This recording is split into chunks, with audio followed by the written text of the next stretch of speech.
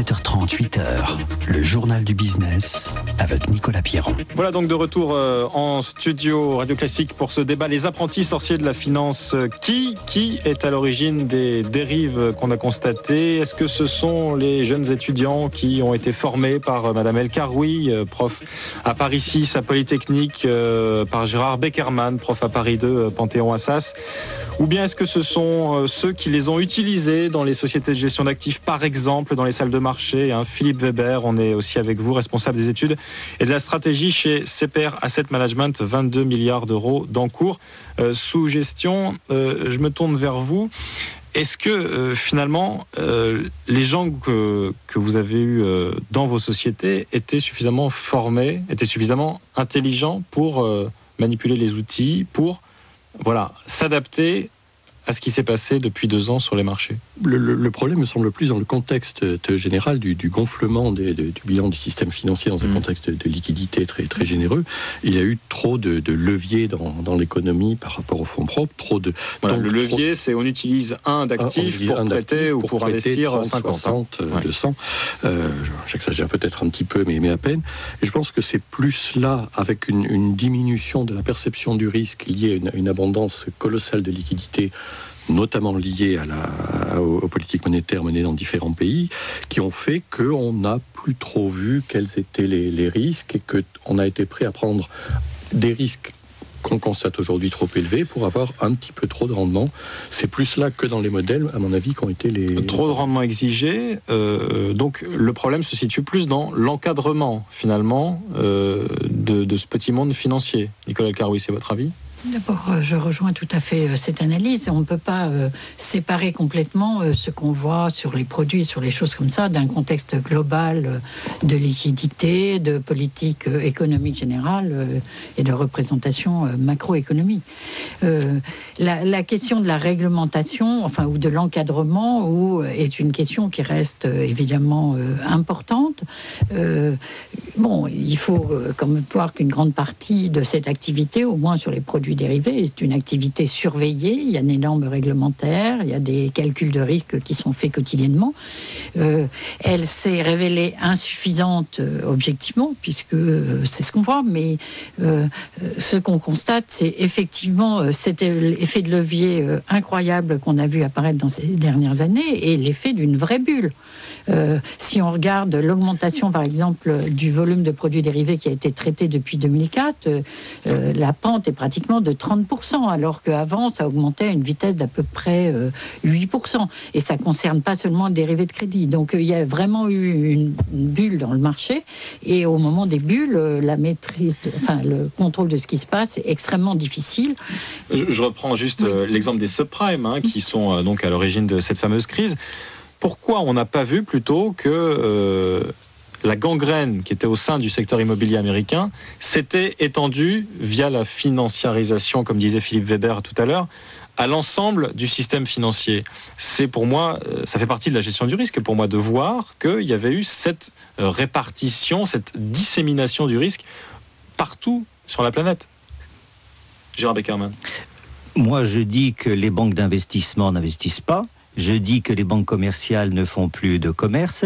Je dis que nous sommes en présence d'une masse de produits dérivés considérable. Les dernières statistiques de la Banque des règlements internationaux, c'est 680 000 milliards de dollars en décembre 2008. Ça veut dire quoi? Ça veut dire que c'est 15 fois le total du bilan des banques dans le monde et que c'est à peu près 45 fois le PIB américain. Oui, mais tout de même, on n'a pas été un peu trop loin, Nicolas El Karoui, dans cette utilisation des mathématiques. Est-ce que finalement, on ne s'est pas réfugié derrière des modèles que personne ne comprenait, y compris parfois même les acteurs en interne dans les sociétés, dans les banques, pour se dire, voilà, j'investis, mais il n'y a pas de risque?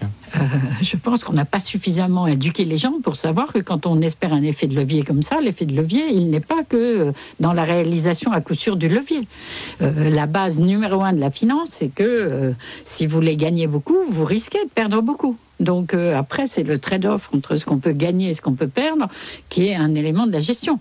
Mais la vision du risque et la capacité des pertes qui peuvent être associées à ces produits, elle est en tout cas, c'est pas chez les modélisateurs que la conscience de ça n'est pas présente. Elle peut être beaucoup moins présente auprès des utilisateurs, mais cette culture-là est la base de la modélisation. Donc il y a quand même un problème de culture oui. financière des acteurs aujourd'hui du monde de la finance. Qu'est-ce qu'il faudrait ajouter pour qu'ils soient un peu moins apprentis sorciers, justement ?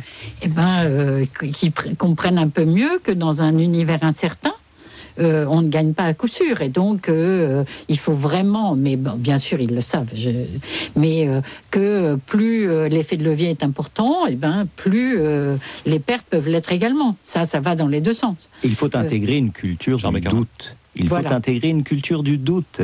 Et c'est ça qui est très important aujourd'hui. Et ceux qui n'ont pas cette humilité, cette sagesse en matière de gestion seront les perdants de demain.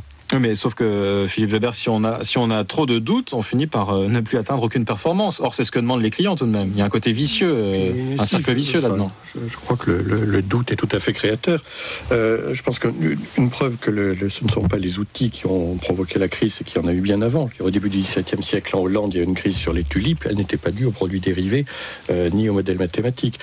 C'est un contexte différent, c'est vrai. Mais les modèles ont peut-être servi à masquer plus, je pense, du côté des utilisateurs que du côté des modélisateurs, la vraie nature du risque. J'avais écrit dans un organe de presse usuellement fiable, qu'on avait un jour vendu un produit dérivé avec une probabilité de défaut d'une fois tous les 5 milliards d'années. La République française a fait défaut il y a 200 ans et 5 mois. Un produit qui fait des défauts moins souvent, à base de produits privés qui fait défaut moins souvent que la République française.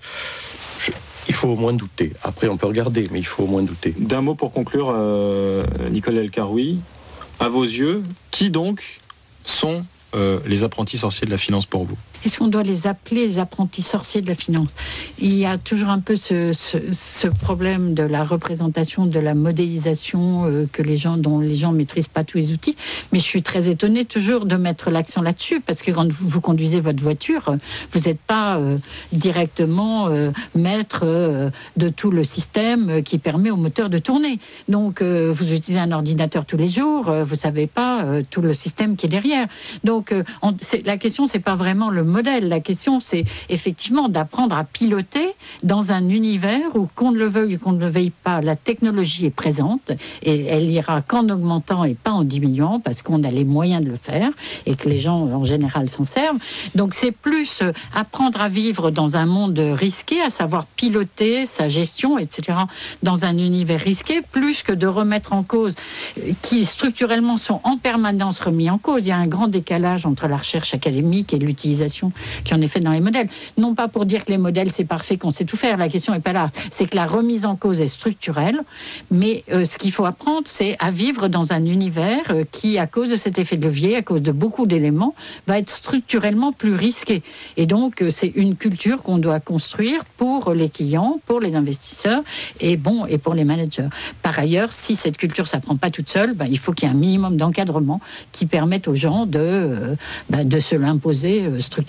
Fin de ce débat. Merci à tous les trois. Nicolas El-Karoui, Paris 6 et Polytechnique, Gérard Beckerman, Paris 2 et Philippe Weber, CPR Asset Management. Débat qui se prolonge ce soir à la Sorbonne. Il est 7h56 sur Radio Classique. On marque une pause avant les marchés financiers. À tout de suite.